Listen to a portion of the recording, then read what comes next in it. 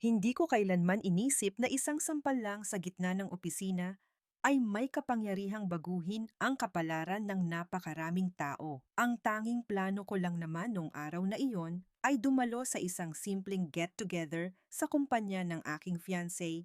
Walang pagpapakilala, walang pagyayabang, at lalong hindi ko nais na makakuha ng atensyon. Ngunit pagpasok ko pa lang sa lobby, nakita ko siya ang lalaking malapit ng maging asawa ko na inuutusan ng kanyang direktor na parang isang utusan sinisigawan sa harap ng maraming kasamahan.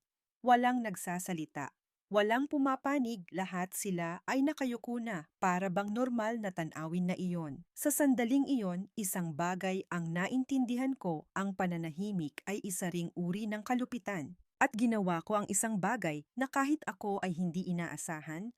Lumakad ako nang diretso sinampal ang pinakamakapangyarihang tao sa kumpanyang iyon at inilapag sa kanyang mesa ang isang maliit na business card na sapat na para magdulot ng kaguluhan sa buong opisina. Ang mga dating humahamak sa akin ay namutla at ang lalaking mahal ko sa unang pagkakataon sa buhay niya ay nakatayo ng tuwid sa lugar na kanyang pinagtatrabahuan. Ang kwento ay nagsimula sa tila simpleng get-together na iyon at nagtapos sa isang katotohanang hindi inaasahan ng sino man sa silid na iyon. Dumating ako sa get-together ng kumpanya ng aking fiancé, isang hapong may mahinang ambon. Ang ambon na iyon na karaniwan sa syudad sa pagtatapos ng taon ay hindi sapat para mabasa ang damit, pero sapat na para magdulot ng kaunting lamig sa kalooban. Ang gusali ng kumpanya ay nasa gilid ng isang pangunahing kalsada, may makikintab na salamin at mataas na karatula. Sa panlabas, mukha itong marangya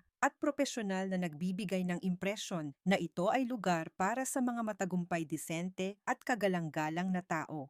Tumayo ako sa harap ng pinto ng ilang segundo, huminga ng malalim at sinabi sa sarili na isa lang itong ordinaryong pagtitipon. Pupunta ako para makita ang lugar kung saan siya nagtatrabaho, babatiin ang ilang tao at pagkatapos ay uuwi na. Nakasuot ako ng simpleng bestidang kulay krema, walang makapal na makeup, walang alahas, at may dala lang na maliit na bag. Ayokong makakuha ng atensyon. Sanay na akong laging nasa likod, sanay sa pananahimik, sanay na walang nakakakilala sa akin. Sinabi niya sa akin dati, "Pumunta ka lang andeng, normal lang naman ang opisina namin."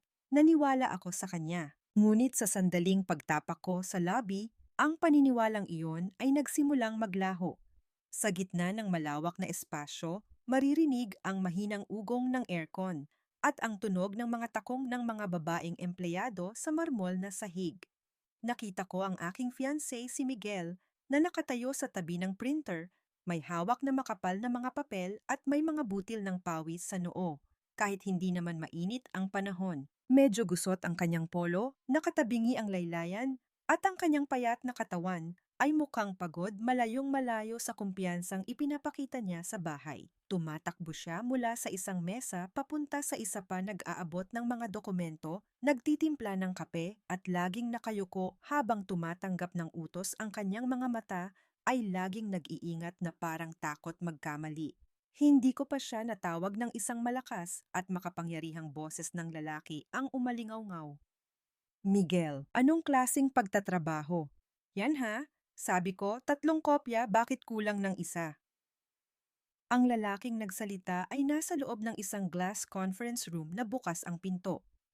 Siya ay nasa edad 50, malaki ang tiyan, bukas ang 2 butones ng kanyang polo. Maluwag ang kurbata, nakataas ang paa sa isang silya at tinatapik-tapik ang mesa na para bang sinusundan ang ritmo ng kanyang pagkainis. Lahat ng mata sa lobby ay agad na napunta kay Miguel. Yumuko siya ng husto at ang kanyang boses ay napakahina na kailangan ko pang piliting pakinggan. Pasensya na po sir. Ipiprint ko po ulit agad." Walang nagsalita, walang nagtanggol. Ang mga tao sa paligid ay tahimik na yumuko sa kanilang mga mesa, nagkukunwaring abala, na para bang ang eksenang iyon ay araw-araw nang nangyayari. Lumapit ako sa isang babaeng empleyado na nakatayo malapit sa akin at marahang nagtanong, "Siya po ba ang direktor?" Tiningnan niya ako mula ulo hanggang paa na may bahid ng paghamak at ngumisi. Oo, siya ang direktor dito. Napakahirap pakisamahan. Sino mang mapunta sa poder niya lagot. Hindi pa ako nakakasagot nang biglang tumayo ang direktor at itinuro si Miguel. Bakit ka nagpapasok ng tagalabas sa kumpanya lugar ito ng trabaho hindi date? Ang buong lobby ay parang natigilan. Nakita kong nanginginig ang mga balikat ni Miguel. Lumingon siya sa akin, ang kanyang mga mata ay puno ng pag-aalala at takot. Sir, may get-together po ang kumpanya ngayon at nakapagpaalam na po ako. Nagpaalam kanino? Sigaw ng direktor. Nagpaalam ka ba sa akin? Alam mo ba kung sino ka lang dito para magdala ng bisita? Bawat salita ay parang kutsilyo. Nakita ko kung paano niya kinuyom ang kanyang mga kamao, ang kanyang mga kuko ay bumaon sa kanyang palad, ngunit hindi pa rin siya lumaban. Sanay na siya, sanay na sinisigawan, hinahamak at tinatratong mababang uri. Sa sandaling iyon, ang naramdaman ko ay hindi na galit, kundi isang nanunuot na lamig. Bigla kong naunawaan na ganito pala ang kapaligiran niya araw-araw sa trabaho. Ang mga gabing umuuwi siyang tahimik, ang mga buntong hiningang pilit niyang itinatago ay hindi dahil sa dami ng trabaho, kundi dahil sanay na siyang lunukin ang lahat ng sama ng loob. Humakbang ako pasulong. Walang nakapansin, walang pumigil. Isang malutong na sampal ang umalingaw-ngaw sa gitna ng katahimikan, napakalinaw na kahit ako ay nagulat. Paknapaurong ang direktor habang hawak ang kanyang muka, ang kanyang mga mata ay nanlalaki sa hindi makapaniwalang nangyari. Ang buong opisina ay natigilan. May isang nakabagsak ng ballpen, may isang biglang napatayo at may nagtakip ng bibig sa gulat. Sinampal kita. Sabi ko nang dahan-dahan, ang boses ko ay kalmado sa paraang nakakagulat. Hindi dahil ikaw ang direktor, kundi dahil wala kang karapatang mang-insulto ng ibang tao ng ganyan. Sino ka para sampalin ako? Sigaw niya, ang mukha niya ay namumula. Hindi ako sumagot agad. Binuksan ko lang ang aking bag, kinuha ang isang business card at marahang inilapag ito sa mesa. Basahin niyo muna yan bago tayo mag-usap ulit. Isang taong nakatayo malapit doon ay aksidenteng nakita ang nakasulat sa card at ang kanyang muka ay biglang namutla. At alam ko mula sa sandaling ito, ang simpleng get-together na iyon ay opisyal nang naging isang malaking alon, sapat na para tangayin ang mga taong dating nabubuhay sa pagyurak sa iba. Matapos ang sampal na iyon, ang kapaligiran sa lobby ng kumpanya ay bumagsak sa isang kakaiba at nakakatakot na katahimikan. Wala nang tunog ng printer, wala nang pag-type sa keyboard, kahit na ang ugong ng aircon kanina ay parang naglaho. Lahat ay nakatayo, nang hindi gumagalaw ang mga mata ay nakatuon sa glass conference room. Doon ang direktor ay hawak ang kanyang mukha. Humihingal sa galit at sakit, habang ako naman ay nakatayo ng tuwid, ang kamay kong ginamit sa pagsampal ay bahagya pang nanginginig. Hindi dahil sa takot, kundi dahil alam kong tumawid ako sa isang linya na hindi ko na mababalikan. Sumigaw ang direktor, ang boses niya ay paos. Sino ka sa tingin mo, ha? Dito ako ang batas. Ang lakas ng loob mong sampalin ako sa harap ng mga empleyado ko. Tiningnan ko siya, hindi umiiwas ng tingin. Kung ang batas mo ay mang-insulto ng kapwa, dapat lang nasirain ang batas na iyon. Si Miguel, ang aking fiancé, ay nakatayo sa likod ko, namumutla. Nakikita ko ang gulat, takot at maging desperasyon sa kanyang mga mata. Marahil ang tanging nasa isip niya ngayon ay lalo lang lalala ang lahat. Hinila niya ng bahagya ang aking braso, ang boses niya ay nanginginig. Andeng, tama na, umuwi na tayo. Okay lang ako. Ang mga salitang iyon ay parang isa pang saksak sa aking puso. Okay lang siya. Ang isang taong inaapi, sinisigawan at hinahamak sa gitna ng kanyang pinagtatrabahuan ay nagsasabing okay lang siya, iyon ang pinakanakakatakot sa lahat. Ngumisi ang direktor, ang kanyang mga mata ay puno ng paghamak. Narinig mo, mas marunong pa sa'yo yang tao mo. Ang mga empleyadong tulad niya ay yan lang ang nararapat. Hindi ako sumagot. Dahan-dahan akong lumapit sa mesa at inilapag ang business card sa mismong harap niya. Tingnan niyo muna ito, Mr. De Castro, bago kayo magsalita ulit. Kumunot ang kanyang noo. Kinuha ang card, gamit ang dalawang daliri na para bang isang walang kwentang piraso ng papel. Ngunit pagkatapos ng ilang segundo, ang ngiti sa kanyang labi ay nanigas. Ang kanyang tingin ay mula sa paghamak ay naging pagdududa at dahan-dahang naging pagkalito.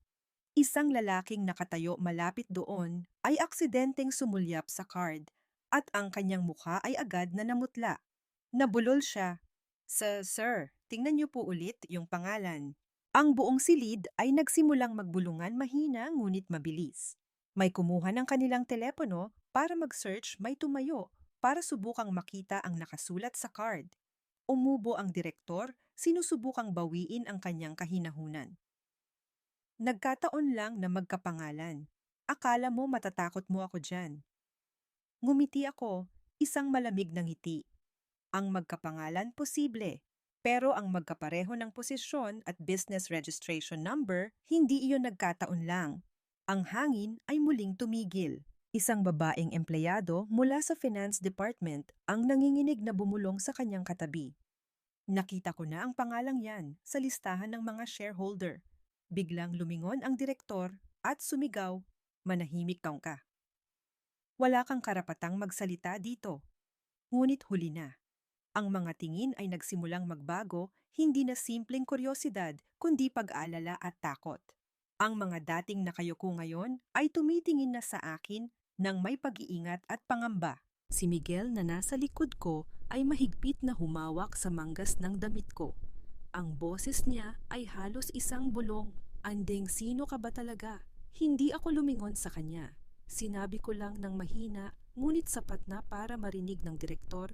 Malalaman mo rin mamaya, Miguel, hindi lang siya. Inilapag ng direktor ng malakas ang card sa mesa, sinusubukang magpakatatag. Kahit sino ka pa dito, ako pa rin ang nagdedesisyon.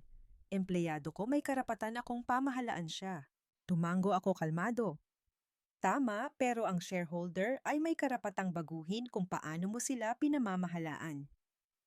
Ang mga salitang iyon ay parang kulog. May ilang hindi napigilang huminga ng malalim. May mga nagsimulang tahimik na umalis sa lobby na para bang takot na madamay. Tiningnan ko ang buong silid bawat mukha at dahan-dahang nagsalita. Hindi ako pumunta rito para magsimula ng gulo. Pero kung may nag-aakala na pwede nilang yurakan ng iba dahil lang sa titulo sa kanilang business card, paalalahanan ko lang sila ng isang bagay, hindi umiikot ang mundo sa isang upuan ng direktor. Sa labas, nagsimulang lumakas ang ulan. Ang bawat patak na tumatama sa salamin ay parang tunog ng tambol na nagbabadya ng isang paparating na bagyo. At alam ko, ito ay simula pa lamang. Matapos ang mga salita kong iyon, hindi na sumigaw ang direktor. Natahimik siya sa isang di pangkaraniwang paraan. Ang katahimikang iyon ay hindi dahil sa kalmado siya, kundi dahil sa pagkalitong pilit niyang nilulunok.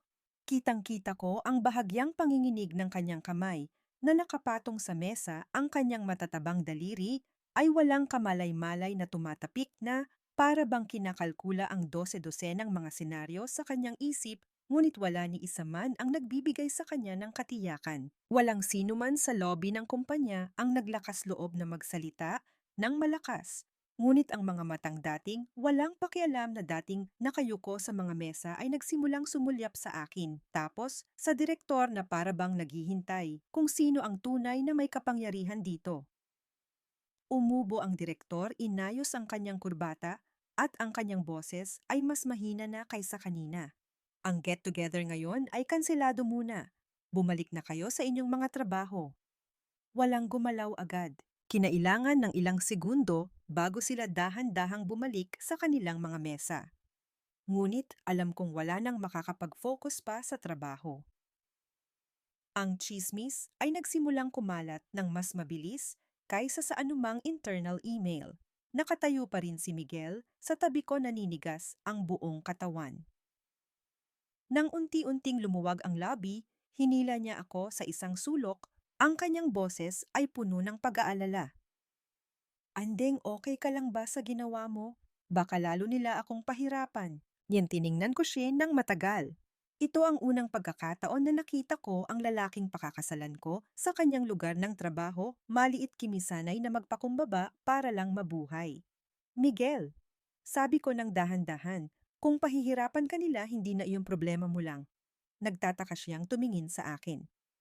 Anong ibig mong sabihin? Bago pa ako makasagot, biglang bumukas ang pinto ng opisina ng direktor.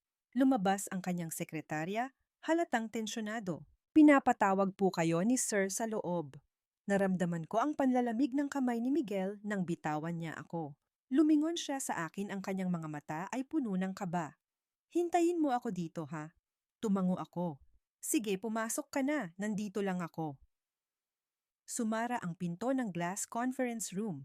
Sa likod ng salamin, nakita kong naglalakad-lakad ang direktor nagsasalita habang nagtuturo. Si Miguel naman ay nakatayo sa tapat niya, bahagyang nakayuko, ang pamilyar na postura ng isang taong sanay na laging dehado. Ngunit may isang pagkakaiba sa pagkakataong ito, hindi na sumisigaw ang direktor. Narinig ko ang mga putol-putol na salita. Sino ba yon? Paano mo nakilala? Alam mo ba kung anong pinasok mo? Sa labas ng lobby, hindi rin gaanong maganda ang sitwasyon. Dalawang babaeng empleyado na malapit sa akin ang nagbubulungan, akala nila ay mahina pero sapat na para marinig ko. Narinig ko yung pangalan daw sa business card major shareholder ng parent company. Imposible, hindi naman mukhang ganoon.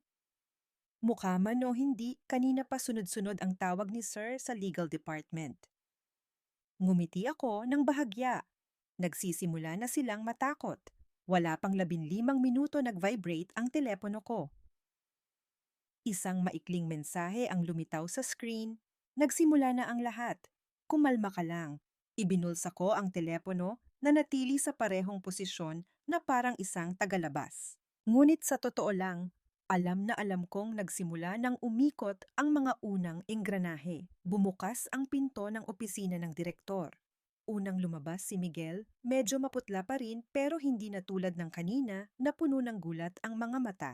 Sumunod ang direktor, mabigat ang muka, pilit na nagpapakita ng normalidad sa harap ng mga empleyado. Umuwi ka na muna ng maaga ngayon, Miguel. Sabi niya, pilit ang boses. Mag-usap tayo ulit sa mga susunod na araw. Iyon ay hindi isang utos, kundi isang pagsuko. Tumingin sa akin si Miguel, ang kanyang mga mata ay puno ng tanong. Marahan lang akong tumango. Uwi na tayo. Nang lumabas kami ng gusali, tumila na pala ang ulan. Basa ang kalsada, sumasalamin sa mga ilaw ng hapon, kumikinang ngunit malamig. Huminto siya, lumingon sa akin. Andeng, ano ba talaga ang itinatago mo sa akin? Huminga ako ng malalim. Wala akong itinatago, Miguel. Hindi pa lang talaga oras para sabihin. Hindi na siya nagtanong pa, ngunit alam kong may isang malaking alon sa kanyang kalooban. Kasabay nito, sa pinakamataas na palapag ng gusali, napaupo ang direktor sa kanyang silya, basa ng pawis, ang likod ng kanyang damit. Sa harap niya ay ang computer screen, kung saan malinaw na nakalagay ang pangalan mula sa business card ko sa mga resulta ng paghahanap. Napalunok siya, bumubulong sa sarili. Kung siya nga iyon, nagkasala ako sa taong hindi ko dapat kinalaban. At sa ibang lugar, nagsimula na ang mga tawag, ang mga biglaang pulong ay inaayos, at ang mga lumang file ay sinimulang buklatin. Habang ako hawak ang kamay ni Miguel na naglalakad sa gitna ng syudad, isa lang ang tiyak, ang payapang buhay na inakala niyang mayroon siya ay hinding-hindi na babalik sa dati. Kinabukasan, mas maaga akong nagising kaysa karaniwan. Napakaganda ng sikat ng araw sa labas. Malinaw na malinaw, isang ganap na kabaligtaran ng bigat sa aking dibdib. Tulog pa si Miguel, pagod ang kanyang mukha. At sa pagitan ng kanyang mga kilay ay may isang gatla na bihirang-bihira kong makita noon. Marahil hindi siya nakatulog ng mahimbing buong gabi, ang isip niya ay umiikot pa rin sa mga nangyari sa opisina kahapon. Dahan-dahan akong naghanda ng almusal. Tulad ng dati, sinusubukang panatilihing normal ang lahat. Ngunit nang lumabas siya at kinuha ang kanyang telepono, agad na nagbago ang kanyang ekspresyon. Andeng, may problema sa opisina. Sabi niya, mahina pero mabilis ang boses. Nagkunwari akong nagulat. Anong problema? May internal email na dumating. Ipinakita niya sa akin ang kanyang telepono. May biglaang audit at independent investigation team na darating na ngayon. Kailangang naroon ang lahat ng departamento. Marahan lang akong tumango at ibinaba ang telepono sa mesa. Kung ganoon pumasok ka lang ng normal, huwag kang mag-alala. Tiningnan niya ako na para bang may gusto pa siyang itanong, ngunit sa huli ay napabuntong hininga na lang. Pakiramdam ko hindi simple ang bagay na ito. Ngumiti ako ng bahagya. Minsan ang mga bagay na hindi simple ang siyang mga kailangang mangyari. Nang umalis siya, matagal akong nakatayo sa harap ng pinto. Alam kong mula sa sandaling ito, mas mabilis nang iikot ang mga gulong. At kapag nagsimula na itong gumulong, hindi na ito madaling mapipigilan. Ang opisina noong araw na iyon ay hindi na kasing sigla ng dati. Mula pa lang sa lobby, may mga bagong muka na nakasuot ng formal na damit, may mga dalang briefcase matatalas at malamig ang mga tingin. Walang nagtatawanan, walang nag-uusap sa mga grupo. Ang mga chismis ay nawala pinalitan ng mga maingat na tingin at nagmamadaling mga hakbang. Kakaupo pa lang ni Miguel sa kanyang mesa nang lumabas ang sekretarya ng direktor, ang boses ay hindi na kasing arogante ng dati. Miguel, pinapatawag ka sa conference room. Tumayo si Miguel bilang reflex ngunit natigilan. Aling conference room? Sa main conference room, sagot ng babae bahagyang nakayuko. Ang main conference room, ang lugar na dati, ay para lamang sa mga direktor at matataas na opisyal. Kailanman ay hindi pa siya nakapasok doon bilang isang taong inimbitahan. Ang buong opisina ay natahimik ngunit ang tingin ng mga kasamahan niya ay hindi na awa o pagkawalang bahala kundi pagtataka at pagkalito. Sa conference room naroon na ang direktor halatang tensyonado. Sa tabi niya ay tatlong hindi pamilyar na tao mga kinatawan mula sa audit legal at isang lalaking nasa katanghaliang gulang na hindi pa niya nakikita. Ngunit sa paraan pa lang ng pag-iingat ng lahat, malinaw na hindi simpleng tao ang isang iyon. Umubo ang direktor, ipinatawag ka namin dito ngayon dahil may ilang issue tungkol sa iyong mga file sa trabaho. Humigpit ang pagkuyom ni Miguel sa kanyang kamao, inihahanda ang sarili sa pinakamasama. Ngunit ang sumunod na sinabi ng direktor ay ikinagulat niya. Maupo ka. Hindi nakatayo para makinig, hindi sinisigawan, inanyayahang umupo. Binuksan ng hindi pamilyar na lalaki ang isang folder at tinitigan siya. Ikaw ang direktang namamahala sa Project X sa nakalipas na 3 taon, tama? Opo, sagot ni Miguel nangingimi pa rin. Ngunit ayon sa mga ulat karamihan sa kredito ay napunta sa ibang tao. Patuloy ng lalaki, ang boses ay kalmado ngunit matalas.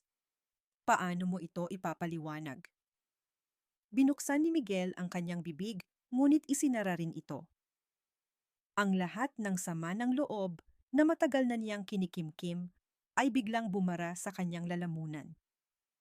Hindi niya inakalang darating ang araw na may magtatanong sa kanya nito ng seryoso. So, sumusunod lang po ako sa utos, sabi niya ng dahan-dahan. Lahat po ng huling ulat ay dumadaan sa pag-aproba ng direktor. Natahimik ang silid. Hindi gumalaw ang direktor, umiiwas ng tingin. Tumango ang lalaki, may isinulat at sinabing, bumalik ka na sa iyong pwesto. Sa ngayon, lahat ng desisyong may kinalaman sa iyo ay pansamantalang isasantabi. Pansamantalang isasantabi, hindi sinuspinde, hindi tinatanggal.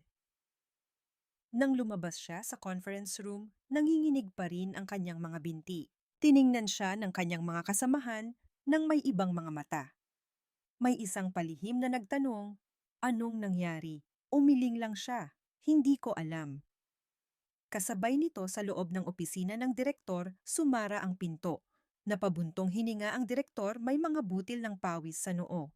Inilapag ng isa sa mga lalaki ang folder sa mesa at dahan-dahang sinabi, susuriin namin ng mabuti ang bawat transaksyon. Inaasahan namin ang iyong kooperasyon.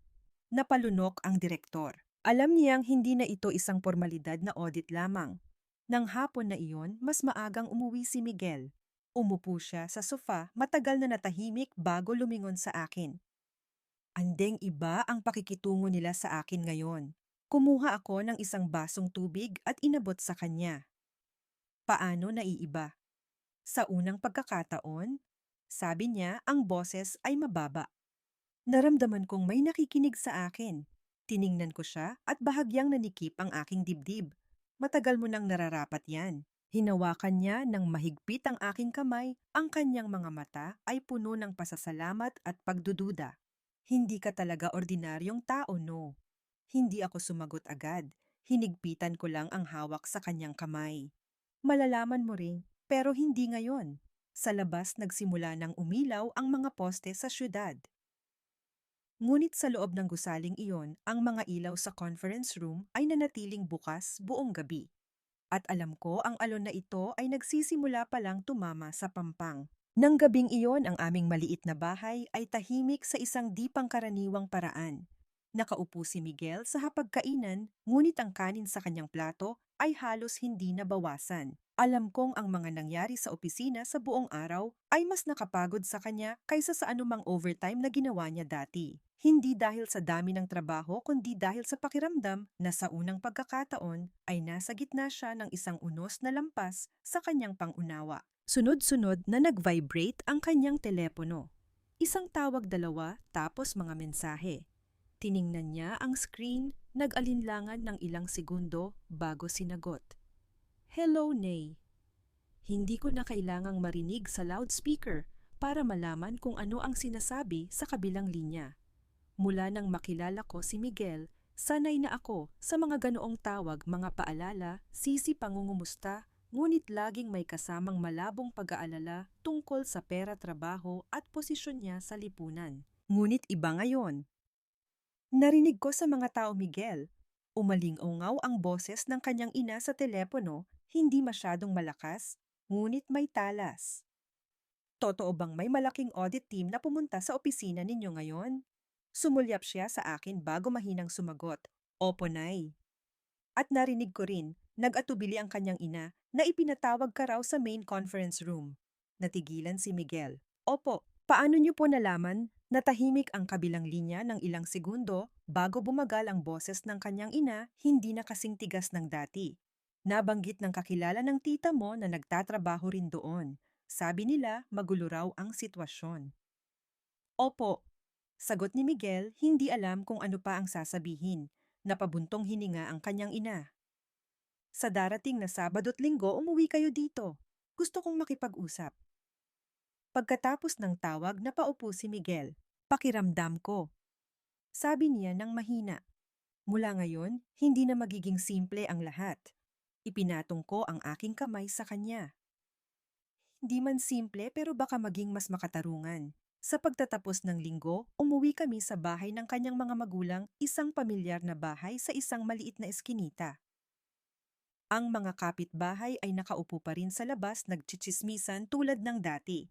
Ngunit pagpasok pa lang namin sa gate, naramdaman ko na agad ang ibang kapaligiran. Ang ina ni Miguel ay hindi na ako tiningnan ng may lamig tulad ng dati. Sinalubong niya ako ng isang pilit na ngiti. Mas palakaibigan, ngunit mas mapanuri. Ang kanyang ama naman ay tahimik at hindi gaanong nagsasalita, ngunit palihim akong tinitingnan kapag hindi ako nakatingin. Ang hapunan noong gabing iyon ay dahan-dahan. Sa huli, ang ina niya ang unang nagbaba ng kubyertos. Andrea, diretsahan niya akong tiningnan, ano ba talaga ang trabaho mo? Isang pamilyar na tanong, ngunit ngayon ang kanyang boses ay hindi na nang mamaliit kundi nag-uusisa. Ngumiti ako ng may paggalang. Freelancer po. Freelancer. Sumabat ang kapatid ni Miguel. Sabi nila, malawak daw ang koneksyon mo. Ang buong hapagkainan ay natahimik. Lumingon si Miguel sa akin, halatang hindi naiintindihan ang nangyayari. Anong sinasabi mo, Ana? Ngumiti si Ana. Chismis lang naman. Sabi-sabi, dahil daw sa'yo, kaya nagkaroon ng audit sa opisina ni Kuya. Bago pa ako makapagsalita, pinutol na agad siya ng kanilang ina. Kung ano-anong chismis yan, mag-ingat ka sa mga sinasabi mo. Ngunit alam kong sa isip niya, pareho rin ang kanyang iniisip. Noon lang nagsalita ang kanyang ama. Kung hindi totoo, kalimutan na natin.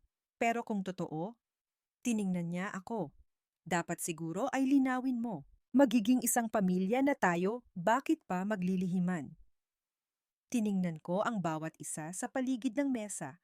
Mga mukhang dati kong itinuturing na pamilyar at malapit ngayon ay puno ng mga hindi masabing tanong.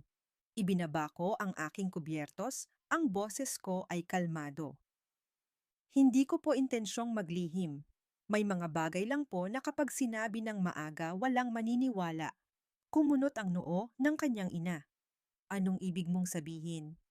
Hindi ako sumagot agad. Lumingon ako kay Miguel. Gusto mo bang malaman? Matagal siyang natahimik bago tumango. Gusto ko. Huminga ako ng malalim. Kung ganoon po bigyan niyo pa ako ng kaunting panahon. Kapag malinaw na ang lahat, sasabihin ko sa harap ninyong lahat. Wala nang nagsalita pa. Ngunit mula sa sandaling iyon, alam kong hindi na nila ako tinitingnan tulad ng dati. Hindi na bilang isang ordinaryong kasintahan ng isang simpleng empleyado, kundi bilang isang palaisipan na maaaring magbago ng maraming bagay. Habang pauwi, mas mabagal magmaneho si Miguel. Anding, sabi niya ng mahina, hindi ko alintana kung sino ka. Pero natatakot ako na baka ang mundo mo ay masyadong malayo sa mundo ko. Tumingin ako sa labas ng bintana, ang syudad ay dumadaan sa dilaw na mga ilaw. Miguel, sagot ko, hindi ko kailanman ginustong maging mas mataas sa'yo.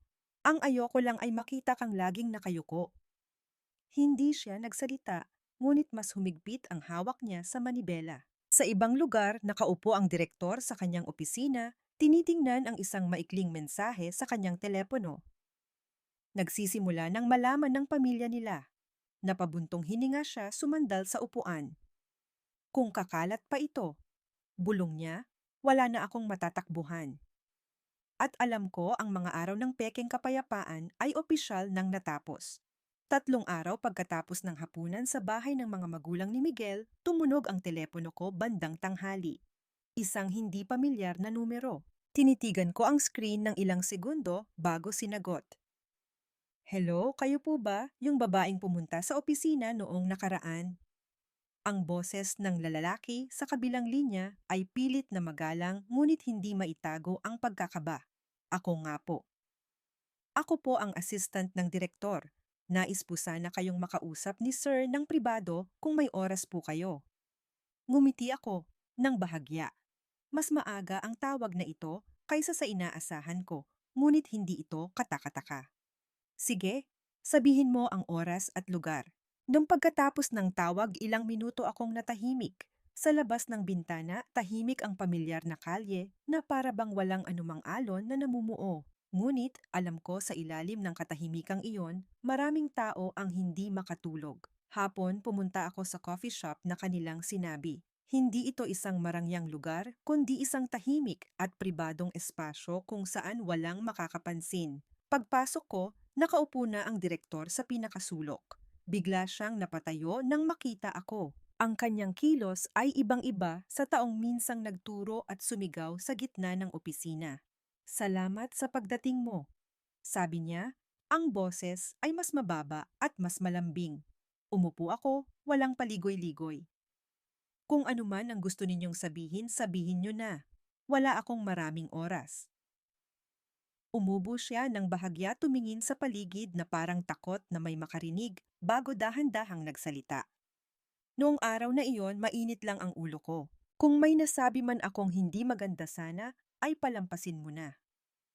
Ang paghingi ng tawad na iyon, kung ilang araw lang ang nakalipas, ay siguradong ikagugulat ng marami.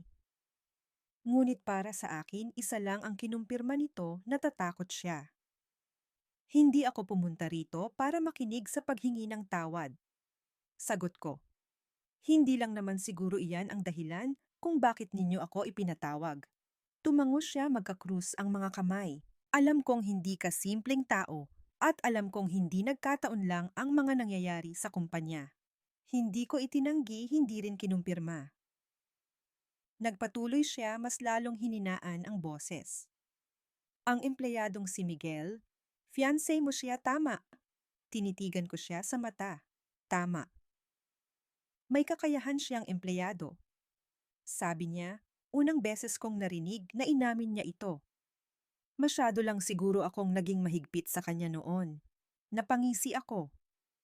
Mahigpit. Iyon ba ang tawag ninyo doon?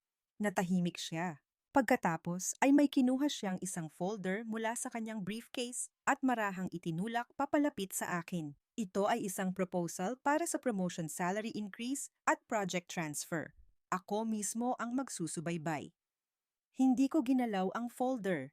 Iniisip ninyo na mareresolba ang lahat sa pamamagitan ng ilang pirasong papel na iyan. Napalunok siya. Umaasa lang ako na bibigyan mo ang kumpanya ng pagkakataong makabawi.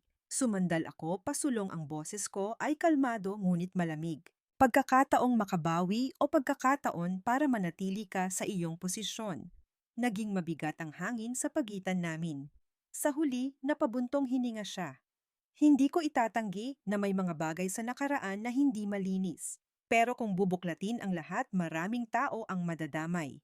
Kung ganoon, sagot ko dapat inisip ninyo iyan bago kayo ng insulto ng ibang tao. Nagtapos ang pag-uusap nang walang anumang pagkamay. Habang patayo ako para umalis, tinawag niya ako. Kung may kailangan ka, mas marami pa akong kayang gawin. Hindi ako lumingon. Hindi ko kailangan na gumawa kayo ng mas marami pa. Ang kailangan ko lang ay huwag na kayong gumawa ng mali. Nang gabing iyon, huli nang umuwi si Miguel. Pagpasok pa lang niya, sinabi niya agad, "Kinausap ako ng direktor kanina." Tiningnan ko siya. Anong sabi niya? Umupo siya na pabuntong hininga. Humingi siya ng tawad at inalok ako ng bagong posisyon. Tumango ako, hindi nagpakita ng pagkagulat. Anong sa tingin mo? Matagal siyang natahimik. Pakiramdam ko, binibigyan ako ng isang bagay hindi dahil sa kakayahan ko, kundi dahil sa'yo. Ang mga salitang iyon ay bahagyang nanakit sa aking puso. Nahihiya ka ba mong... Tanong ko? Umiling siya. Hindi, pero natatakot ako. Natatakot na isang araw gumuho ang lahat at hindi ko kayang tumayo sa sarili kong mga paa. Umupo ako sa tapat niya. Miguel, kung ang isang bagay ay nakatayo sa kawalang katarungan, guguho talaga iyon maaga man o huli. Hindi ko gusto na tumayo ka sa mataas na posisyon. Ang gusto ko ay tumayo ka sa tamang lugar. Tinitigan niya ako nang matagal bago nagtanong ang boses niya ay paos. Sasabihin mo ba sa akin ang buong katotohanan? Tumango ako, oo, pero hindi ngayong gabi. Sa labas, nagsimulang umihip ang hangin, isang hangin na nagbabadya ng mas malalaking pagbabago. At alam ko, ang pag-uusap kanina ay simula pa lang ng isang hindi matagumpay na kasunduan. Ang mga sumunod na araw matapos ang pag-uusap sa coffee shop, pumasok ang kumpanya sa isang kakaibang estado. Wala na ang maingay na sigawan, ngunit pinalitan ito ng isang mahaba at mabigat na katahimikan na kahit isang simpleng ubo ay nakakagulat. Sunod-sunod ang mga pribadong pulong at ang pinto ng opisina ng direktor ay bihirang nakabukas. Ang ilaw sa kanyang silid ay madalas na bukas hanggang gabi, minsan ay hating gabi na. Kinuwento sa akin ni Miguel na sa loob ng ilang araw sunod-sunod na ipinatawag ang direktor sa mga pulong kasama ang mga nasa itaas, mga taong dati niyang binabanggit ng may pagmamalaki at hamon. Ngunit ngayon, sa bawat pagbalik niya mula sa mga pulong na iyon, mas lalong nagiging kulay abo ang kanyang mukha. Ibang-iba na siya, sabi ni Miguel habang naghahapunan kami. Hindi na siya sumisigaw, para siyang naghihintay ng isang hatol. Hindi ako sumagot. Alam kong nagsisimula palang humigpit ang tunay na pressure.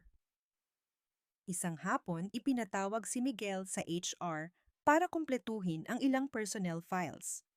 Isang normal na bagay, ngunit sa pagkakataong ito, pinapirma siya sa mga dokumentong may kinalaman sa mga lumang proyekto, mga proyektong halos ikamatay niya sa pagod, ngunit ang kredito ay hindi napunta sa kanya.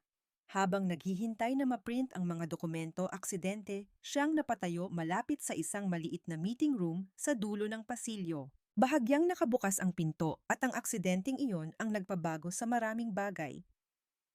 Hindi natin pwedeng hayaang kumalat pa ito. Narinig niya ang boses ng direktor, mahina ngunit apurado. Akala mo ba hindi ko alam? Sagot ng isa pang boses, malalim at malamig. Ang pangalan niya ay nasa mesa na natin ilang araw na. Natigilan si Miguel. Sa tingin mo ginagawa niya ito para lang sa pesteng empleyadong iyon? Patuloy ng lalaki puno ng pang-uyam. Nililinis niya ang daan. Napabuntong hininga ang direktor. Pero hindi pa niya inilalantad ang sarili niya. Baka pananakot lang. Ngumisi ang lalaki. Naniniwala ka talaga dyan? Kung hindi siya sigurado sa kanyang pagkapanalo, hindi siya papasok sa opisina mo noong araw na iyon. Nakatayo si Miguel sa labas. Nanigas ang puso niya ay kumakabog ng malakas na halos marinig na. Ang sumunod na pangungusap ang nagpalamig sa buong katawan niya. Dapat ka pa ngang magpasalamat, sabi ng lalaki ng dahan-dahan, dahil binigyan ka pa niya ng daan para makatakas. Kung iba ang nasa kalagayan niya, hindi ka na sana nakaupo diyan para makipag-usap. Ang hangin sa pasilyo ay parang tumigil. Wala na siyang narinig pa. Ang kanyang mga tainga ay nabingi, ang isip niya ay blanko. Tahimik siyang tumalikod, naglakad, patungo sa hagdanan, bawat hakbang ay parang may bitbit na bato. Pagkatao niya nililinis ang daan, ang mga salitang iyon ay paulit-ulit na umikot sa kanyang isip. Gabi na siya umuwi. Pagbukas pa lang niya ng pinto, alam ko nang may mali. Wala siyang sinabi, hinubad lang ang sapatos, umupo sa sofa, magkakrus ang mga kamay at matagal na nakayuko. Narinig ko na, sabi niya paos ang boses. Natigilan ako. Narinig ang ano. Tungkol sa'yo. Tumingala siya, ang kanyang mga mata ay puno ng pagkalito at sakit. Sabi nila, hindi ka simpleng tao. Sabi nila, hindi nagkataon lang ang lahat ng ito. Umupo ako sa tapat niya. Ang distansya sa pagitan namin ay biglang naging napakalayo. Anong sa tingin mo? Tanong ko ng mahina. Ngumiti siya, ngunit pilit. Hindi ko alam. Isang bahagi ko nakakaramdam ng ginhawa dahil hindi pala ako walang silbi tulad ng inaakala ko. Pero ang natitirang bahagi, humigpit ang kanyang pagkuyom. Pakiramdam ko napakaliit ko. Inabot ko ang kanyang kamay. Hindi ka maliit, Miguel. Masyado ka lang matagal na nakatayo sa maling lugar. Inalis niya ang kanyang kamay, hindi dahil sa galit, kundi dahil sa pagkalito. Alam mo ba ang pakiramdam ko? Para bang ang buong buhay na inakala kong totoo ay isa lang palang entablado kung saan hindi ko alam ang script. Nanikip ang aking dibdib. Alam kong darating din ang sandaling ito, hindi ko lang inaasahan na sa ganitong paraan. Miguel, sabi ko ng dahan-dahan, hindi ko kailanman ginustong gawin kang parte ng laro ko. Bakit hindi mo sinabi? Tanong niya, nanginginig ang boses. Matagal akong natahimik dahil natakot ako maong pag-amin ko. Natakot na baka tingnan mo ako ng iba. Natakot na baka isipin mong kinaaawaan lang kita. Tinitigan niya ako, namumula ang mga mata. Ganyan ba ang tingin mo sa akin? Hindi ako makasagot. Sa labas dumilim na. Umilaw na ang mga poste, ngunit ang aming silid ay nababalot sa isang malabo at mabigat na liwanag. Sa ibang lugar, mag-isang nakaupo ang direktor sa kanyang opisina, sa harap niya ay 2 missed calls mula sa mga numerong hindi nakasave. Alam niyang ang alon na ito ay wala na sa kanyang kontrol. At naunawaan ko, kung hindi ko sasabihin ang buong katotohanan sa lalong madaling panahon, maaari ko siyang mawala, hindi dahil sa kapangyarihan, kundi dahil sa agwat sa pagitan ng aming dalawang mundo. Nang gabing iyon, walang sino man sa amin ang nakatulog. Nakatalikod si Miguel sa akin, ang kanyang paghinga ay regular ngunit mabigat. Alam kong hindi siya tulog. Ako rin.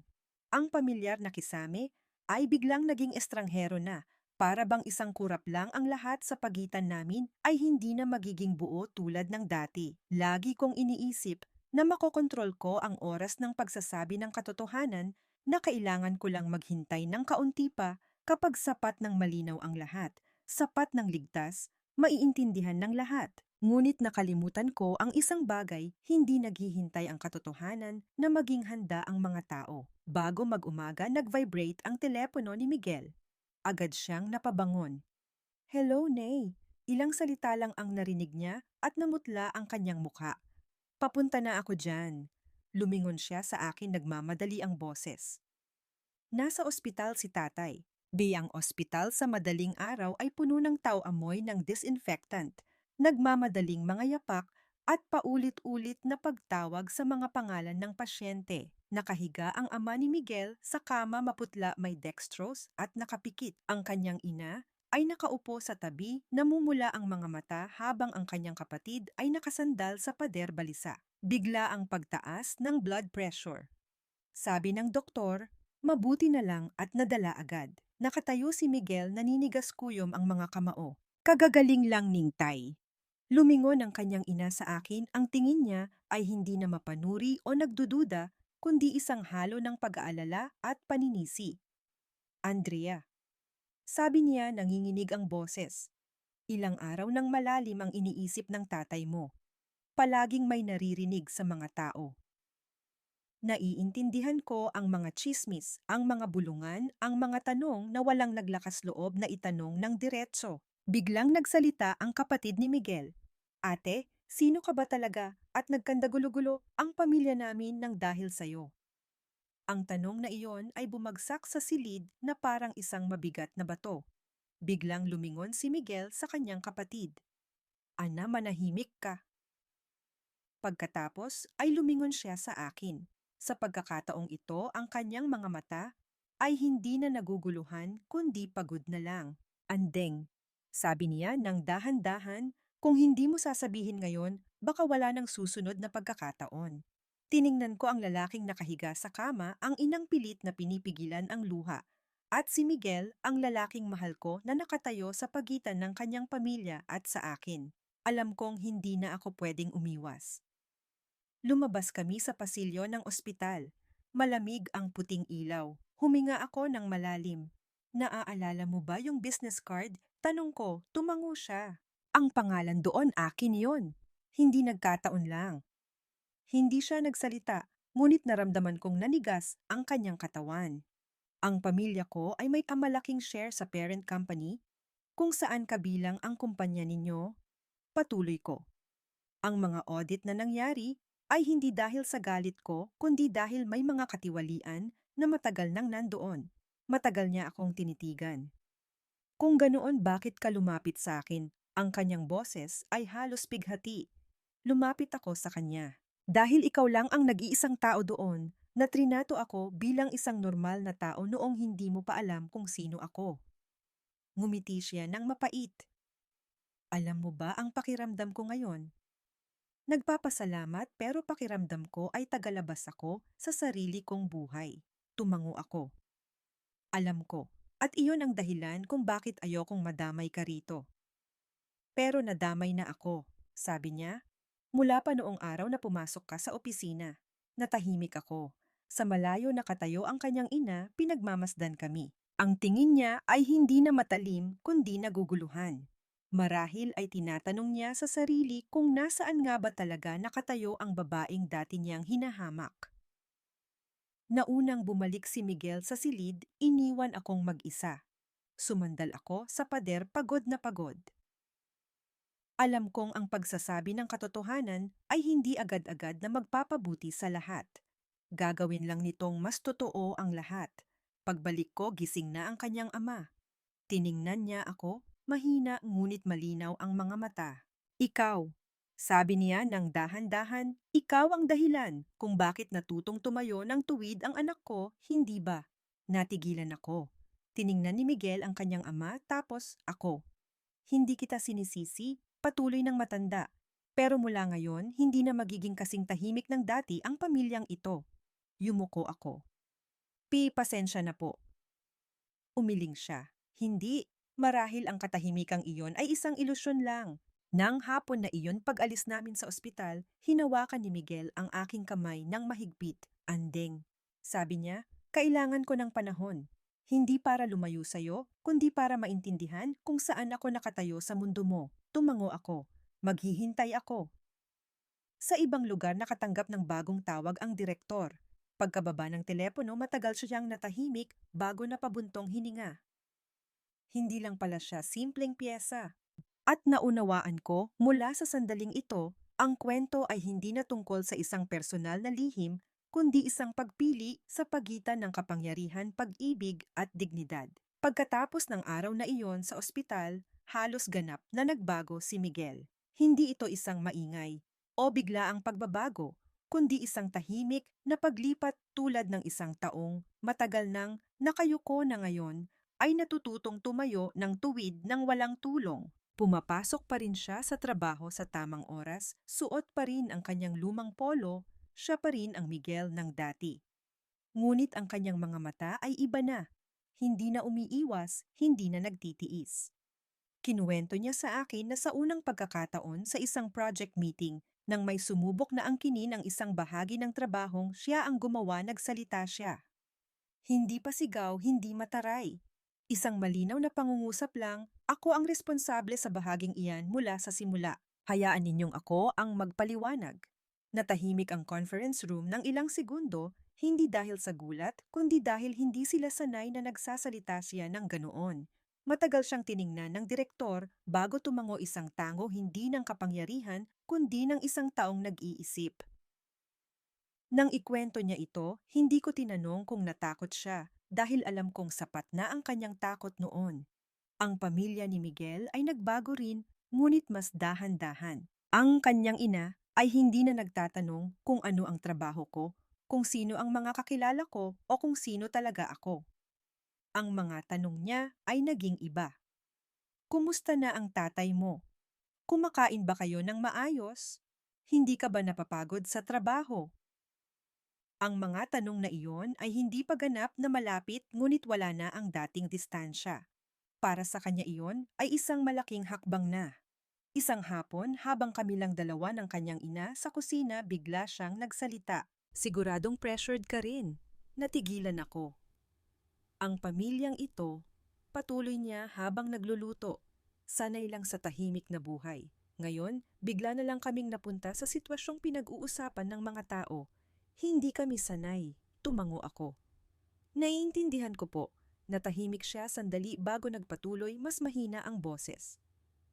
Pero tama ang tatay mo. Ang katahimikang nakayuko ay hindi rin sulit. Iyon ang unang pagkakataon na narinig kong nagsabi ng ganoon ang kanyang ina. Hindi ako sumagot, ngunit sa loob-loob ko nakahinga ako ng maluwag. At ako naman, pagkatapos ng lahat, ay hinarap ang isang desisyon na matagal ko nang ipinagpaliban. Isang gabi, pinaupo ko si Miguel at inilapag sa harap niya ang isang manipis na folder. Gusto kong basahin mo ito. Binuksan niya ito, isang resignation letter.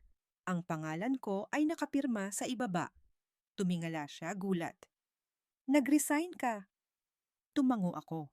Umalis ako sa posisyon ko bilang direktang tagapamahala sa mga negosyong may kinalaman sa kumpanya ninyo. Dahil sa akin? Tanong niya agad. Umiling ako. Dahil sa akin. Natahimik siya. Ayoko. Sabi ko ng dahan-dahan na maramdaman mong sa bawat hakbang mo ay may anino ko sa likod.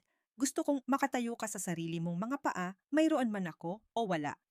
Ibinaba niya ang folder, pause ang boses. Alam mo ba kung gaano kalaki ang desisyong iyan? Ngumiti ako. Alam ko, pero may mga kapangyarihan na hindi ka naman talaga pinalalakas. Tinitigan niya ako ng matagal bago tumayo at niyakap ako ng mahigpit. Salamat sa pagtitiwala mo sa akin. Ilang araw ang lumipas, kumalat ang balita sa buong kumpanya. Opisyal na akong umalis sa anumang pakikialam sa internal na operasyon ng subsidiary. Mas marami ang naguluhan kaysa sa natuwa. Ipinatawag ng direktor si Miguel sa kanyang opisina. Alam mo na ba ito? Tanong ng direktor. Tumango si Miguel. Opo. Yung tiningnan siya ng direktor, komplikado ang ekspresyon. Kung ganoon mula ngayon, narito ka dahil sa sarili mo, hindi dahil sa iba. Sumagot si Miguel ng kalmado, Opo, iyon din po ang gusto ko. Sumandal ang direktor sa kanyang upuan at napabuntong hininga. Mukhang mali ako ng pagkakakilala sa iyo mula sa simula. Nang gabing iyon, matagal kaming naglakad. Pamilyar ang syudad, ngunit iba ang pakiramdam. Nagsisisi ka ba? Tanong niya. Umiling ako. Hindi. Kung kailangan kong gumamit ng kapangyarihan para manatili ang isang tao sa tabi ko, hindi iyon pag-ibig. Hinawakan niya ang aking kamay, mahigpit ngunit mainit. Kung ganoon, bigyan mo pa ako ng panahon. Hindi para umiwas, kundi para maging karapat-dapat na tumayo sa tabi mo. Tumango ako. Sa isang lugar, nakaupo ang direktor, tinitingnan ang na-update na listahan ng mga shareholder. Naunawaan niyang tapos na ang lumang laro at ang mga natira ay kailangang magbago. At alam ko ang pinakamahirap na bahagi ng kwento ay hindi na tungkol sa kapangyarihan, kundi kung mayroon kaming sapat na pasensya para maglakad ng magkasama bilang dalawang taong pantay. Ang pagkakataon ay dumating kay Miguel isang ordinaryong umaga. Walang formal na imbitasyon, walang magarbong pangako, isang maikling internal email lang na ipinadala ng 8:00 at 12 ng umaga na may simpleng subject na madaling palampasin, Assignment for New Project Lead. Matapos basahin ang email, matagal siyang nakatayo sa harap ng kanyang mesa. Ang mga kasamahan niya sa paligid ay nagtatype pa rin nagtatawanan ng mahina ngunit para sa kanya ang lahat ng ingay ay parang lumayo. Ang proyektong iyon, isang malaki komplikado at mapanganib na proyekto, ang mismong proyektong dati niyang ginampanan ng malaki ngunit hindi kailanman nabigyan ng tamang pagkilala. Sa pagkakataong ito ang pangalan niya ay nasa unang linya hindi bilang suporta, hindi bilang katulong, kundi bilang project lead. Nang hapon na iyon, mas maaga siyang umuwi. Pagbukas niya ng pinto, nakita ko na agad ang mga matang iyon, ang mga mata ng isang taong nabigyan ng pagkakataon, ngunit alam din ang presyo ng kabiguan. Ibinigay nila sa akin ang proyekto. Sabi niya mahina ngunit tiyak ang boses. Tumango ako. Tatanggapin mo ba? Tiningnan niya ako, walang pag-aalinlangan. Tatanggapin ko. Walang pero, walang paghahanap ng katiyakan mula sa akin. Sa sandaling iyon, alam kong tunay na siyang humakbang, pasulong hindi para sa akin, kundi para sa sarili niya. Ang pamilya ni Miguel ay hindi na rin nanatiling tagamasid. Nakalabas ng ospital ang kanyang ama, pagkatapos ng halos 2 linggo. Sa araw ng kanyang pag-uwi, maaga kaming dumating. Ang kanyang ina ay hindi na nagpapanatili ng distansya. Inanyayahan niya akong tumulong sa kusina, ang boses niya ay may kaunting alinlangan pa rin, ngunit hindi na nag-iingat. Sa hapunan, ibinaba ng kanyang ama ang kanyang baso at diretsong tiningnan si Miguel. Pinag-isipan mo na ba yan ng mabuti? Sagot ni Miguel walang pag-aatubili. Opo, malaking oportunidad, malaking responsibilidad. Sabi ng matanda. Walang susuporta sa atin anak, sarili mo lang ang aasahan mo. Tumango si Miguel. Alam ko po. Pagkatapos ay lumingon siya sa akin. At ikaw, sabi niya, hindi ko na itatanong kung sino ka. Isang bagay lang ang itatanong ko kung sa hinaharap ay madapa siya. Mananatili ka ba sa tabi niya? Tiningnan ko siya at sumagot ng malinaw. Opo, pero hindi ko siya aalalayan. Tatayo lang ako sa tabi niya. Matagal niya akong tiningnan bago tumango. Sapat na yan. Iyon ang unang pagkakataon na naramdaman kong tinanggap na ako ng pamilyang ito, hindi dahil sa aking pagkatao, kundi dahil sa kung paano ko piniling tumayo. Ang problema ay dumating sa ikalawang linggo ng proyekto. Isang malaking partner ang biglang umatras. Sunod-sunod ang mga emergency meeting. Ang pressure ay napunta kay Miguel, ang pangunahing responsable. May mga nagpaparinig na baka dahil ito sa biglaang pagbabago ng pamunuan. May mga tahimik lang ngunit puno ng pagdududa ang mga mata. Nang gabing iyon, huli na siyang umuwi. Gusot ang kanyang polo, hawak ang kurbata at ang muka ay pagod na pagod. Kung mabibigo ang proyektong ito, sabi niya paus ang boses, ako ang mananagot. Kumuha ako ng tubig at inabot sa kanya. Gusto mo bang umatras? Tumingala siya, ang kanyang mga mata ay may kakaibang determinasyon. Hindi. Kahit wala nang susuporta sa'yo, umiling siya. Lalong hindi. Sa sandaling iyon, naunawaan ko, pinili niya ang mas mahirap na daan, ngunit ito ang daan na para sa kanya. 2 araw pagkatapos, ipinatawag siya ng direktor. Walang sigaw, walang paligoy-ligoy. May 2 kang pagpipilian. Sabi nito, una paliitin ang proyekto ligtas pero walang pagbabago. Pangalawa, ituloy ang dating plano mapanganib. Natahimik si Miguel ng ilang segundo. Bigyan niyo po ako ng panahon. Hahanap ako ng alternatibong solusyon. Tiningnan siya ng direktor, hindi na nanunuri, kundi naghihintay. Bibigyan kita ng 3 araw. Sa loob ng 3 araw na iyon, halos hindi siya natulog. Tahimik lang akong nasa tabi niya, hindi nagtatanong, hindi nagmamadali. Sa ikatlong gabi, inilapag niya sa harap ko ang isang makapal na plano. Kung magtatagumpay ito, sabi niya, mas hihigit pa sa inaasahan ang resulta ng proyekto. Kung mabibigo, tatanggapin ko. Tiningnan ko siya. Kung ganoon gawin mo. Ang mapagpasyang pulong ay ginanap noong Miyerkules ng umaga. Nagpaliwanag si Miguel ng dahan-dahan malinaw, hindi umiiwas sa mga panganib at hindi rin nagpapaganda ng mga posibleng resulta. Nang matapos siya, matagal na natahimik ang silid. Pagkatapos tumango ang direktor. Isagawa. 2 salita lang ngunit sapat na para magbago ng maraming bagay. Nang hapong iyon, tumawag siya sa akin. Pumayag sila. Ngumiti ako. Alam ko.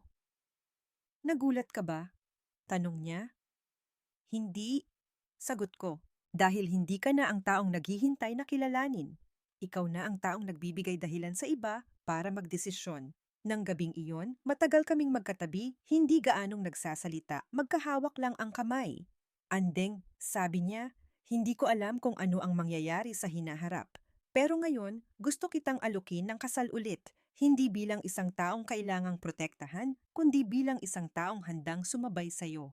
Tiningnan ko siya, bahagyang nanginig ang aking puso. Pumapayag ako. Hindi dahil sa kapangyarihan, hindi dahil sa posisyon, kundi dahil sa wakas, nakatayo na kaming magkapantay. Sa isang lugar, tinitingnan ng direktor ang listahan ng mga empleyado at matagal na huminto sa pangalan ni Miguel. Naunawaan niya may mga taong minsang hinahamak, ngunit kapag natuto silang tumayo, walang sino man ang makakapilit sa kanilang yumuko ulit. At alam ko ang aming kwento ay hindi pa tapos. Ngunit mula ngayon, isusulat ito ng mga pagpili ng 2 taong may sapat na gulang, hindi ng mga lihim o kapangyarihan. Pagkatapos opisyal na maaprubahan ang proyekto, pumasok ang kumpanya sa isang yugto na hindi pa nararanasan ng sinuman. Ang kapaligiran ay hindi na kasing bigat ng mga araw ng imbestigasyon at hindi na rin peke ang katahimikan tulad ng dati. Sa halip, mayroong isang pakiramdam ng pagiging alanganin, mahirap ipaliwanag tulad ng kapag napagtanto ng mga tao na ang lumang kaayusan ay gumuho na, ngunit ang bago ay hindi pa nabubuo. Pumapasok si Miguel sa opisina tuwing umaga na may mas mabagal na paglakad, hindi dahil sa pagod, kundi dahil hindi na niya kailangang magmadaling iwasan ang tingin ng sinuman. Sa unang pagkakataon, malinaw niyang naramdaman na wala nang tumitingin sa kanya bilang isang simpleng utusan. Ang mga taong dating sumisigaw sa kanya ay nagsimula nang tawagin siya sa kanyang pangalan, may pag-iingat sa kanilang tono. Ang mga email na dati ay para lang sa mga nakatataas ngayon ay kasama na ang kanyang pangalan sa mga pangunahing tatanggap. Mayroon pa ngang nagdadala ng kape sa kanyang mesa na may pilit na ngiti. Miguel, pwede mo bang tingnan ito para sa akin? Hindi siya tumatanggi, ngunit hindi na rin siya nagmamadaling tumulong tulad ng dati. Binabasa niya ng mabuti, nagtatanong at humihingi ng mga pagbabago, tulad ng ginagawa ng isang tunay na responsable. May mga tingin na hindi maitago ang pagkainis, may mga buntong hininga ng pagkadismaya, ngunit walang nangahas na magsalita. Dahil sa pagkakataong ito, hindi siya nag-iisa. Nakatayo siya sa tamang lugar. Ang direktor ang pinakanagbago. Hindi na siya maingay na lumilitaw sa gitna ng opisina at wala na rin siyang ugaling manigaw sa harap ng lahat. Ang mga pulong na pinamumunuan niya ngayon ay mas maikli, mas nakatuon at higit sa lahat, hindi na niya inaagaw ang kredito ng iba. Isang hapon nang kakaunti na lang ang tao sa opisina, ipinatawag niya si Miguel sa kanyang pribadong silid. Sumara ang pinto at ang katahimikan ay sapat na para marinig ang pagtakbo ng orasan. Maupo ka, Miguel, sabi ng direktor. Umupo si Miguel ng tuwid, kalmado ang mga mata. Matagal siyang tinitigan ng direktor bago nagsalita. Alam mo ba, may mga taong kapag matagal nang nasa mataas na posisyon, nakakalimutan na nila ang pakiramdam na minamaliit. Hindi sumagot si Miguel. Dati, patuloy ng direktor. Akala ko kaya mo lang tiisin ang pressure. Pero lumalabas na marunong ka palang maghintay ng tamang panahon. Tiningnan siya ni Miguel ng diretso. Hindi po ako naghintay para gumanti. Naghintay po ako para magawa ng tama ang trabaho ko. Bahagyang ngumiti ang direktor, isang ngiting may halong pagod. Siguro nga nagkamali ako. Hindi iyon isang malinaw na paghingi ng tawad, ngunit para sa mga taong tulad niya ang pag-amin sa pagkakamali ay napakabihirang bagay. Ang mga pagbabago sa kumpanya ay mabilis na kumalat sa labas. Nagsimulang makarinig ang pamilya ni Miguel ng mga kwentong ibang-iba sa dati. Hindi na nagtatrabaho siya sa kumpanyang iyon pero inuutusan lang. Kundi, narinig ko yang anak mo raw ang namamahala sa isang malaking proyekto ngayon. Pati direktor nire-respeto siya. Sa simula, tahimik lang ang kanyang ina. Ngunit ng gabing iyon, siya mismo ang tumawag kay Miguel. Anak, maayos ba ang trabaho mo? Natigilan si Miguel. Opo, Nay, maayos po. Sige, sabi ng ina niya. Kung napapagod ka, magpahinga ka. Isang maikling pangungusap, ngunit naunawaan ni Miguel na iyon ay isang uri ng pag-aalala na bihirang-bihira niyang matanggap noon. Iba naman ang kanyang ama. Hindi siya gaanong nagtatanong, ngunit nang ikwento ni Miguel ang tungkol sa proyekto, isa lang ang sinabi niya, gawin mo ng maayos. Huwag mong hayaang maliitin ka ulit ng mga tao. Tumango si Miguel. Opo. At ako naman umatras ako tulad ng aking ipinangako. Hindi ako pumunta sa opisina niya, hindi tumawag kahit kanino, at hindi nakialam sa anumang desisyon. May mga nagtataka, may mga nagdududa, ngunit alam kong ito ang panahon na kailangan niyang tumayo ng mag-isa. Isang gabi, huli na siyang umuwi, pagod ang muka ngunit nagniningning ang mga mata.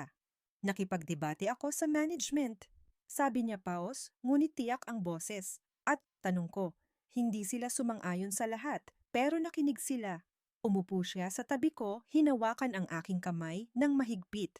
Andeng sa unang pagkakataon sa buhay ko, naramdaman kong hindi ko kailangang humingi ng pwesto sa kahit kanino. Ngumiti ako.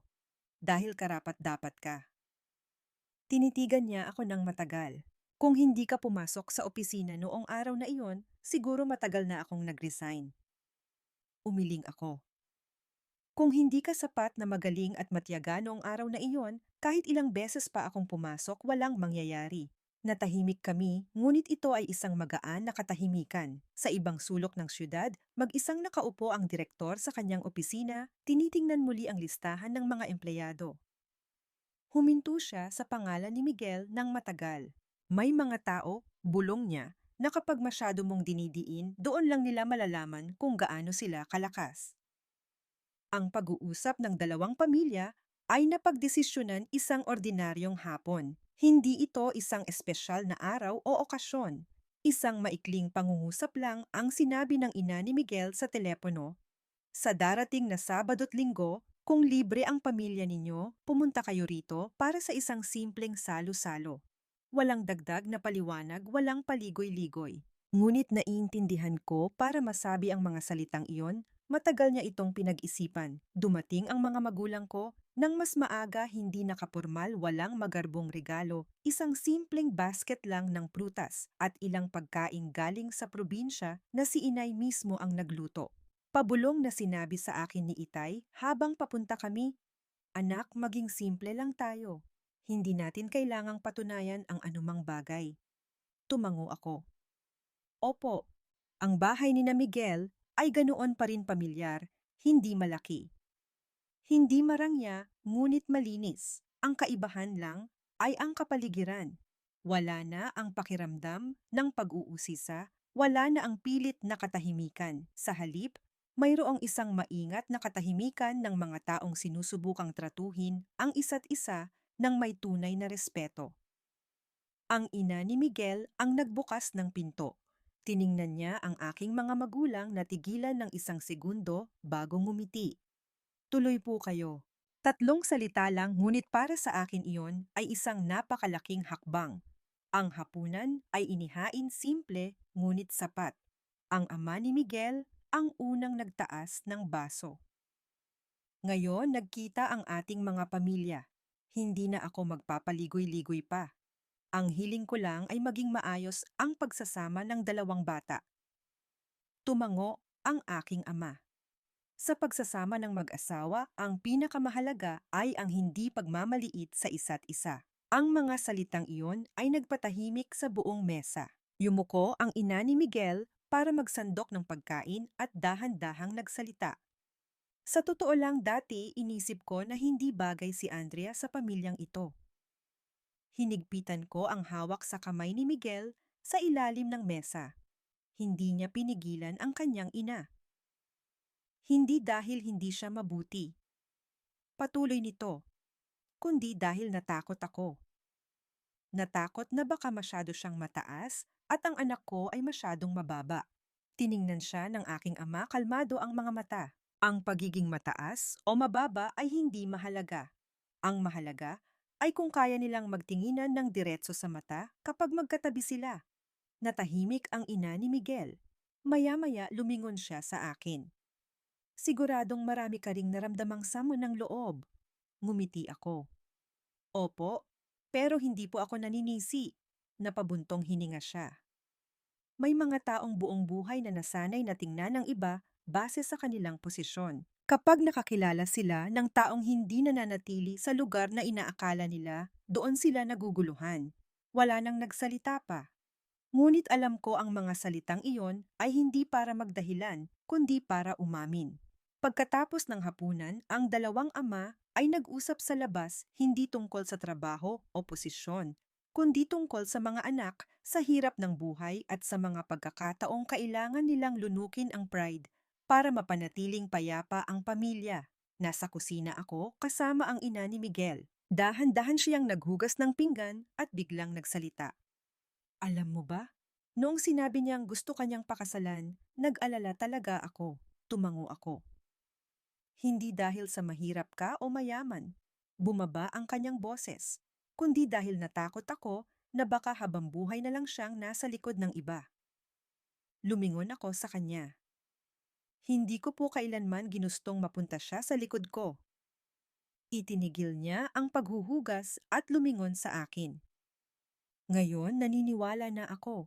Ang mga salitang iyon ay nagpabara sa aking lalamunan. Nang gabing iyon, pauwi, napakabagal magmaneho ni Miguel. Pamilyar at payapa ang mga ilaw ng syudad. Andeng, sabi niya ng mahina. Hindi ko inakalang darating ang araw na makikipag-usap ang mga magulang ko sa mga magulang mo ng ganoon. Tumingin ako sa labas. Dahil ngayon, walang sino man ang kailangang patunayan na mas nakatataas sila. Ngumiti siya ng bahagya. Gumaan ang pakiramdam ko. Tumango ako. Dahil sa wakas, hindi mo na kailangang tumayo sa gitna para protektahan ang kahit sino. Hinawakan niya ang aking kamay ng mahigpit. Salamat dahil hindi ka humakbang para sa akin. Hinigpitan ko ang hawak sa kanya. Kung humakbang ako para sa'yo, hindi ka kailanman matututong tumayo ng matatag. Sa isang lugar narinig ng direktor ang balitang nagkita na ang dalawang pamilya. Natahimik lang siya at sinabi sa kanyang assistant, mukhang hindi na ito laro ng kapangyarihan. At naunawaan niya may mga pagkapanalo at pagkatalo na hindi nangyayari sa loob ng conference room kundi sa hapagkainan ng pamilya. Ang aming kasal ay ginanap isang umagang may banayad na sikat ng araw, hindi masyadong nakakasilaw, hindi rin madilim. Ang panahon ay eksaktong katulad ng aming nararamdaman, payapa matatag at walang gaanong alalahanin. Walang mga espesyal na panauhin, walang media, walang mga pagbating formalidad lamang, tanging mga taong tunay na gustong masaksihan ang aming pagpasok sa isang bagong yugto. Nakatayo si Miguel sa harap ko, suot ang isang simpleng suit, hindi magara hindi mahal. Ngunit ang kanyang mga mata ay ibang-iba sa araw na una ko siyang nakilala sa opisina.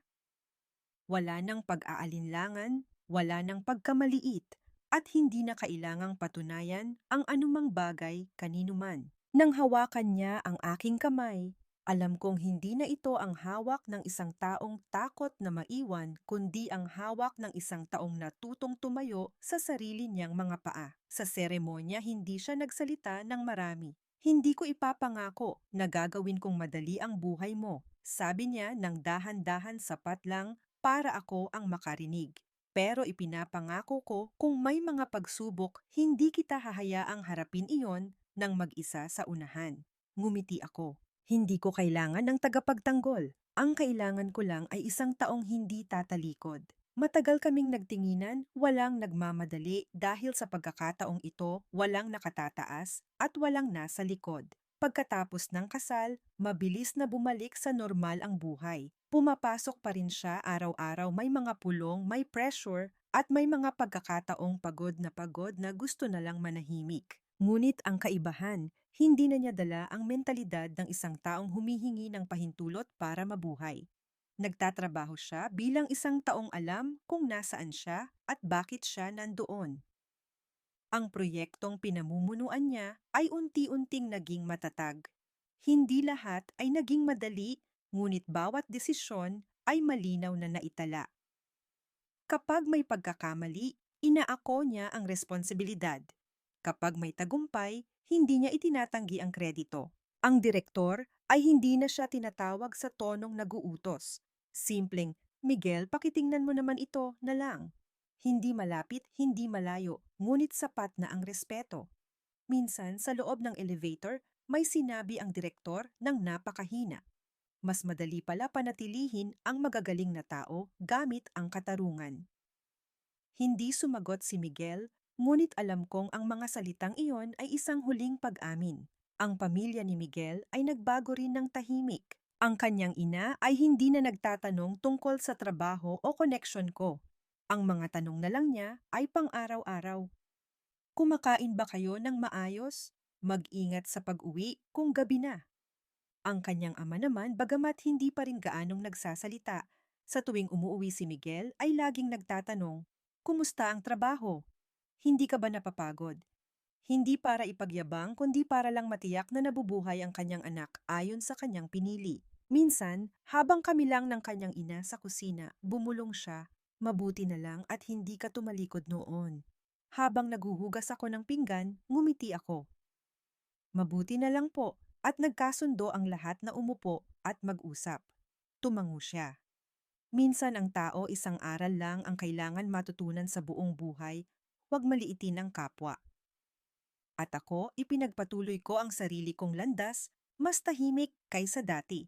Hindi ako bumalik sa dati kong posisyon at hindi na nakialam sa trabaho ni Miguel. Hindi dahil hindi ko kaya, kundi dahil hindi ko na kailangan. May mga gabi. Matagal kaming magkatabing nakaupo. Walang imikan, nakikinig lang sa ingay ng mga sasakyan sa labas at sa hangin na dumadaan sa bintana. At sa mga sandaling iyon, alam ko kung hindi ako pumasok sa opisina niya noon, kung hindi ko piniling magsalita, malamang ay matagal na siyang sumuko. Ngunit kung hindi rin siya naging sapat na matyaga, sapat na mabuti, at sapat na may kakayahan, kahit ilang beses pa akong tumayo para sa kanya, wala ring saysay.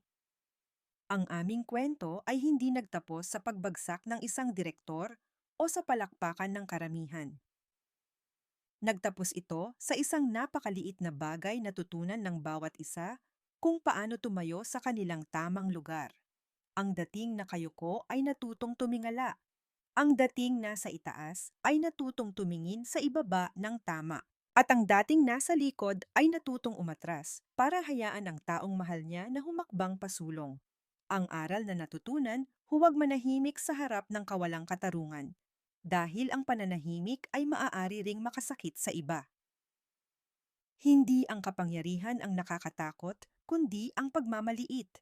Ang isang relasyon ay magiging matatag lamang kapag ang dalawang tao ay kayang tumayo ng magkatabi nang walang sinumang kailangang yumuko. Kung narinig mo ang kwentong ito hanggang sa dulo, marahil sa isang bahagi ng iyong puso, nakita mo rin ang iyong sarili sa mga pagkakataong nanahimik ka, sa mga pagkakataong minamaliit ka, at sa sandaling naglakas loob kang tumayo para ipaglaban ang iyong halaga. Ang mga kwento sa pagtanda ay hindi tungkol sa mga maningning na bagay. Nagkukwento lamang kami ng mga totoong karanasan para ang bawat nakikinig ay maaaring bumagal sandali, tingnan ang kanilang sarili at gumaan ang pakiramdam pagkatapos ng bawat video.